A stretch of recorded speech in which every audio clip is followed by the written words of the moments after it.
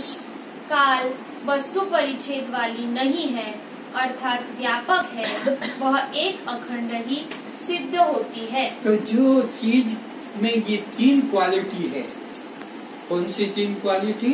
देश कि सब देश में, सब काल में, सब काल में, सब और स्वरूप में। अगर ऐसे उसमें योग्यता है तो फिर वो वस्तु अखंड हो, क्योंकि खंड हो गया तो टुकड़े हो जाएंगे, तो फिर तो वस्तु वस्तु का खंड हो जाएगा, काल काल का खंड हो जाएगा, देश देश अलग अलग हो जाएंगे। लेकिन यहाँ एक ही बात बता रहे कि सब देश में है वो, सब काल में है वो, और सब, तो फिर वो वस्तु अलग अलग नहीं होगी, अन्य नहीं, भिन्न नहीं, अनेक नहीं, बल्कि एक ही होगी। और वो एक भी तुझसे अलग नहीं हो सकती, क्योंकि तू उससे अलग नहीं। अगर तू तेरे से कोई अलग वो सिद्ध कर देगा तो तू उसको चैलेंज कर दे कि जा साला तू भी अखंड नहीं हो सकता मेरे को छोड़कर। तो परमात्मा अखंड है तो अभी होगा, यहाँ होगा और मेरे रूप में होगा। अगर वो अभी नहीं, यहाँ नहीं और मेरे रूप में नहीं तो वो भी अखंड नहीं। तुम उसको चैलेंज कर सकते हो। यहाँ तुम्हारे राजनीति में क्या होता है वो तो मुझे पता नहीं कि कितने वोट हो जाने से वो पार्टी मुख्य होती है, वो तुम जानो। कितने परसेंट हो जाने से, 500 में से, 700 में से कितने लोग होते हैं तुम्हारे उस मंत्रिमंडल में, इतना। लेकिन इधर की गवर्नमेंट में 100% होना है। एक को भी मना कर दे तो उसकी वो पोजीशन खत्म, अखंडता की। उसको अपने अखंड होने के लिए एक एक को चिपकाना पड़ेगा, एक एक से वोट लेना पड़ेगा। और अगर कोई वेश्या भी कहे उसको वोट नहीं देगी तो वो अखंड, चोर भी उसको वोट नहीं देगा तो चोर को भी अपना मानना पड़ेगा, वेश्या को भी, शूद्र को भी अपना मानना पड़ेगा। ऐसा भगवान कृष्ण ने गीता के 10वें स्कंद में अपने विराट रूप में बताया कि मैं ही सत्य हूँ और मैं ही असत हूँ, मैं ही जन्म हूँ और मैं ही मृत्यु हूँ, और मैं ही सदाचारी हूँ और मैं ही दुराचारी हूँ, और मैं ही झूठ बोलने वाला हूँ और मैं ही सारे उन्होंने ऐसे अपने स्वरूप का वर्णन करके बताया। यानी ब्रह्म से भिन्न यहाँ एक किंचित भी नेह नानास्ति किंचन। तो फिर तुम क्यों अपने दिल को कमजोर करते हो कि मैं भगवान को नहीं पा सकता, मेरा तो काम धंधा ऐसा है, मेरा तो ऐसी अवस्था है, या उम्र ऐसी करो। अरे हर अवस्था में, वो तो रोगियों में भी अपने को मानता, हाथी में भी अपने को मानता है, गंगा में भी अपने को मानता है, सूरज में भी अपने को, चंद्रमा में भी अपने को मानता है, पुरुष की वीर शक्ति में भी अपने को मानता है, सेक्स संबंध में भी वो अपने को मानता कि मैं ही हूँ सेक्स में, मैं ही हूँ वीर में, मैं ही हूँ संतान में, सब तरफ से अपने को मानता है। इसीलिए जितने भी इंद्रियां हैं, सब इंद्रियों के कर्मों में वो अपने को जोड़ता है। आँख में भी वो है, नहीं तो देखेगा कैसे? मुर्दे के पास भी तो आँख है। कान में भी वो है, नहीं तो सुनेगा कैसे? क्योंकि सुनना हो कान का धर्म होता तो मुर्दे के पास में भी है। वो प्रत्येक के अंदर है, इसीलिए सब काम हो रहे। कोई भी इंद्रिय उसके बिना नहीं है।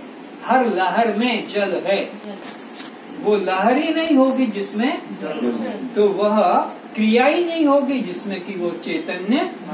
हर लहर में जल है, जल के बिना लहर नहीं, तो उस चेतन के बिना सब क्रियाएं हैं, उस चेतन के बिना कोई भी अच्छी या बुरी क्रिया नहीं, सब क्रियाओं में।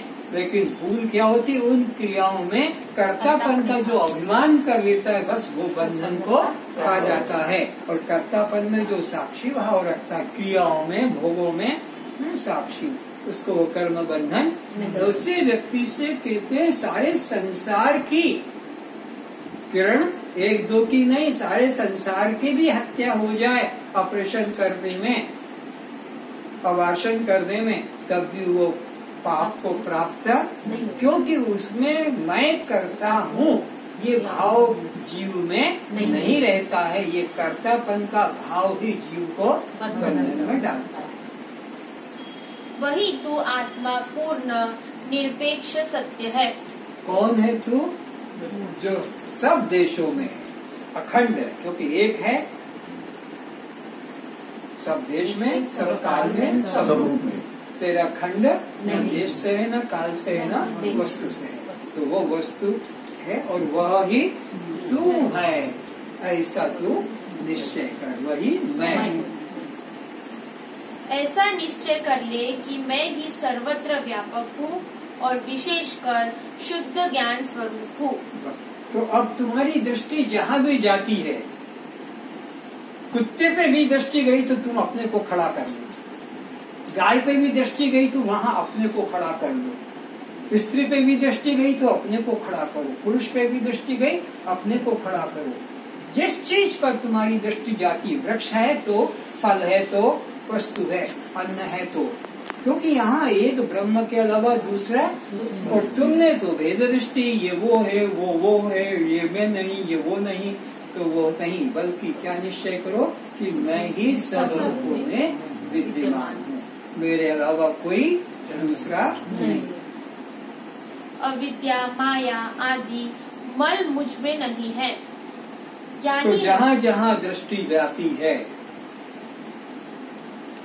वहाँ वहाँ तुम मैं को खड़ा कर लो, या अपने इष्ट को खड़ा कर लो, या अपने गुरु को। जहाँ भी दृष्टि जाती है तो तुम्हारे द्वारा वो जो पाप होने वाला था वो बच जाएगा, वो जो बंधन होने वाला था, बस जहाँ तुम्हारी दृष्टि गई कि तुम अपने इष्ट को, अपने गुरु को, या अपने आप को, ये तो मैं हूँ, किसको गाली दूँ, ये तो मैं हूँ, किसकी चोरी करूँ, ये तो मैं हूँ, किसको दुख दूँ, ये तो मैं हूँ, किसका अश्रु गिराऊं।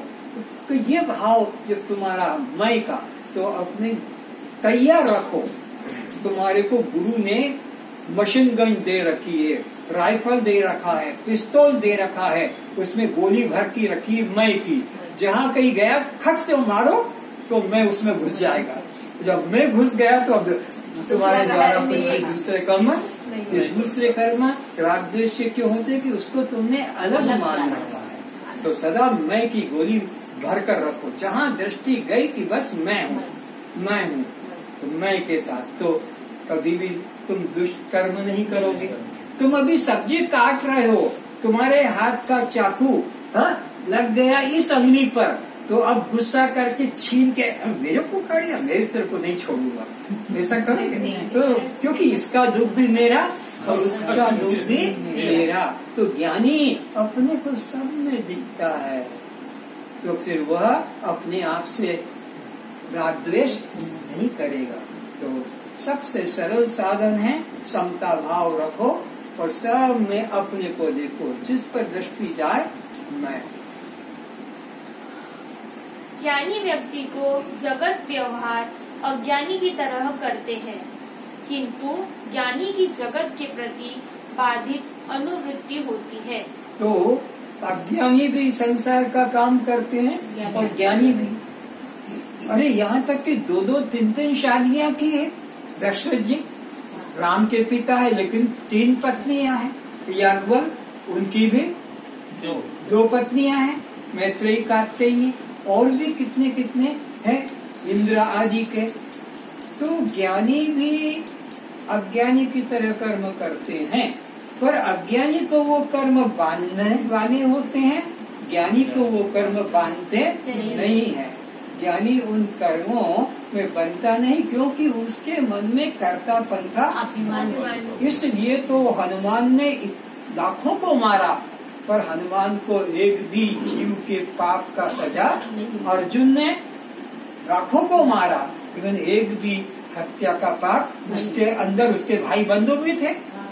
महाभारत के युद्ध में जिसके लिए वो अर्जुन और क्या कौरव पांडव भाई भाई की तो लड़ाई है, तो उसमें बड़े बड़े योद्धा भी थे, गुरुजन भी थे, लेकिन अर्जुन के जीवन में एक भी हत्या का पाप नहीं आया, क्योंकि वो कर्म ही इस प्रकार का था कि उनका कर्म में कर्तापन का अभिमान नहीं था। तो एक बात ये हमें सावधानी में रखने की है, होश में लाने की है कि कर्तापन का भाव ही तो मैं कर रही हूँ, मैं कर रहा हूँ, ये भाव मन से जो हो रहा है मैं देख रही हूँ, जो हो रहा है मैं देखूंगा, बस मैं देखने वाला, मैं करने वाला। हमारे हाथ में करने का काम ही नहीं दिया। जैसे हॉस्पिटलों में सब MBBS डॉक्टर तो हैं, लेकिन उनका भी एक सेपरेट सब्जेक्ट होता है कि ये हड्डी का है तो ये ENT का है। दूसरे भी डॉक्टर है, लेकिन एक एक डिपार्टमेंट दे दिया, बस वो उसमें स्पेस है। अब ये गायनिक है तो ये जो है अपना फिजियोथेरेपिस्ट है, तो दूसरा कोई और कोई हार्ट का है। तो ऐसे ही तुम ज्ञानी लोगों का अपना एक ही डिपार्टमेंट है, कौन सा, कि मैं साक्षी सब। बस ये ज्ञान संतों का भी कोई कर्म की बात बताएगा, कोई भक्ति की, कोई योग की, कोई तंत्र की, कोई मंत्र की, निरंजन केवल ज्ञान की। ये ज्ञान स्पेस ज्ञान के अलावा इसको दूसरे पे बोलना आता ही नहीं।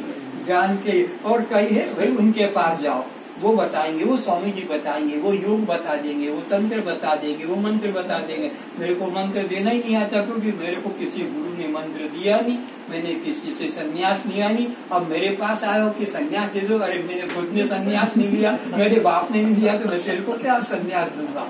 तो एक स्पेशलिस्ट होते हैं, तो ये ज्ञान के अंदर निश्चय करो।